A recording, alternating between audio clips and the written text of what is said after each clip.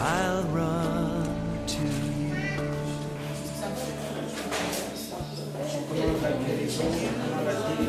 Guéris totalement.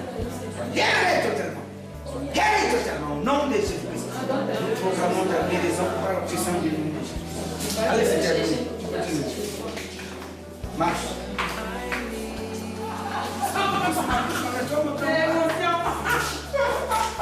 Calme-toi.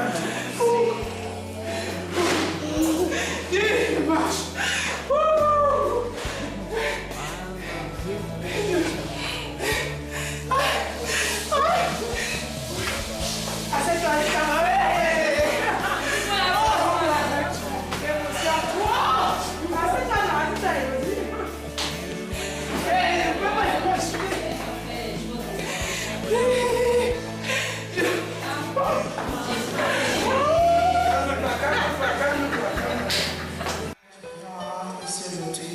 Par rapport à mon propre cas, j'ai eu un accident de voiture, un très grave accident de voiture le 25 décembre, où j'ai failli en passer. Et je me suis retrouvée avec les deux jambes atteintes. Donc la voiture a fracassé carrément mes deux jambes, mais la jambe gauche a été la plus touchée. Je suis allée à l'hôpital, chez les médecins, chez le chirurgien, on m'a dit voilà, il faut qu'on opère. J'ai dit non, Seigneur, je ne voudrais pas une chose pareille. Je voudrais juste retrouver l'usage de mes jambes. Puis, on a proposé une deuxième solution, c'est-à-dire de me plâtrer le pied. On a plâtré mon pied pour la première fois. 3 semaines après, il n'y avait pas vraiment d'amélioration.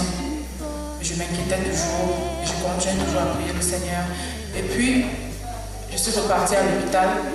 Cette fois, je me disais non, on va enlever, et puis tout sera réglé. Quand je vais à l'hôpital, cette fois, ça complique encore davantage. On me dit non, maintenant, ce que je dois faire, c'est une opération. Je dis là, je ne veux pas qu'on opère le pied, parce que je sais que je vais guérir. Le temps que ça prendra, je ne sais pas, mais je sais que je vais guérir.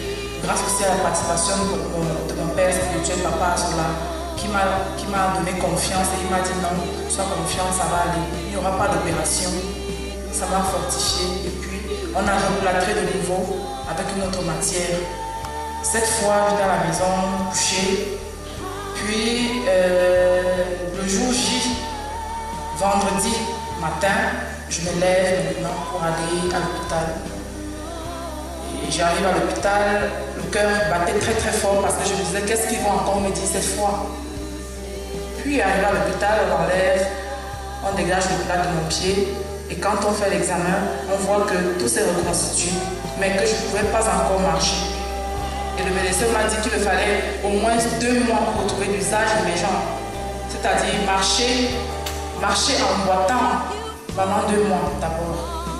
Puis après cela, il m'a dit que je devrais aller voir un kiné pour la rééducation. Bon, chose que je n'ai pas fait. Ce dimanche, je suis venue au culte ce matin. J'ai dit quoi qu'il se passe, moi je vais venir au culte, je vais venir voir la face de mon Dieu. Je vais venir auprès de lui et je vais m'épancher auprès de lui. Parce que c'est lui qui est la source de ma vie. Alors je suis venue au culte là, pendant qu'on louait. Mon pasteur est venu auprès de moi.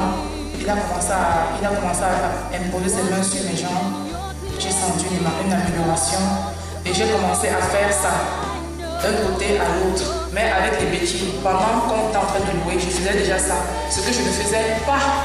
Puis j'ai commencé à plier le genou jusqu'à ce niveau. Le genou était toujours tendu, comme ça j'ai commencé à plier le genou et à plier même ma jambe, ce que je ne faisais pas depuis hier. Quand on a fini le culte, il a continué à prier. Puis il a prié et voilà, il a proclamé sur mon genou. Je me suis relevée, il m'a demandé de me marcher. Et quand je me suis levée, voilà, c'était le seul miracle. J'avais ces béquilles. J'ai commencé à marcher comme je suis en train de marcher là, c'est vraiment. J'ai pas besoin de béquilles. Je marche. Ça, c'est la gloire de Dieu. Sans béquilles, sans éducation. 2 mois, c'est 2 jours pour demain. 2 jours devant Dieu, c'est trop. Parce qu'il a fait ce qu'il avait à faire. Et voilà que je suis en train de marcher. Voilà ce genou malade qu'on devait opérer, mais qui n'a pas eu lieu parce que Dieu est intervenu en ma faveur. On on devait m'amputer le pied, mais ça n'a pas été fait.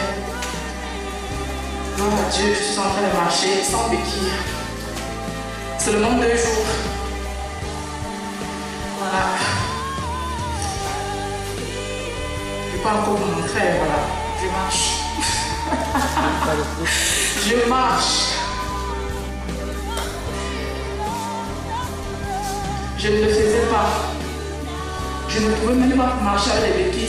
Quand je marchais même avec mes béquilles, je boitais encore. Donc en marchant avec mes béquilles, il fallait que je m'appuie sur mes béquilles. Maintenant, je m'appuie sur Dieu et je marche. Voilà. Je m'appuie sur Jésus et je marche. C'est lui qui me porte.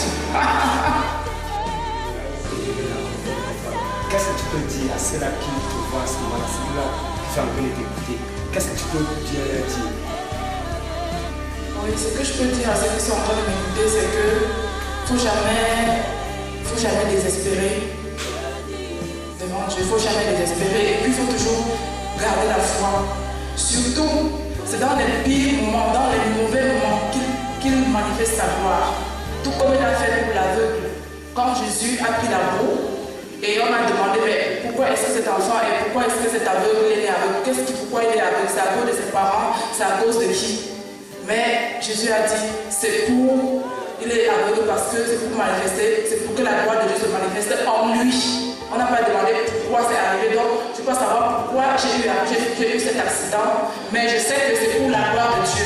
C'était pour montrer au peuple, à ceux-là qui ont douté, qui n'ont pas toujours cru que Dieu se manifeste à bord de ce jour, pour qu'ils comprennent que Dieu est vivant. Il est le même hier, aujourd'hui, et il sera le même demain. Voilà. Que cela puisse bénir le peuple de Dieu. Amen. I am not forgotten. I am not forgotten. God knows my name. I am not forgotten. I am not forgotten. I am not forgotten. And I will praise you. I will praise you. Yes, I will worship. I am fearfully and wonderfully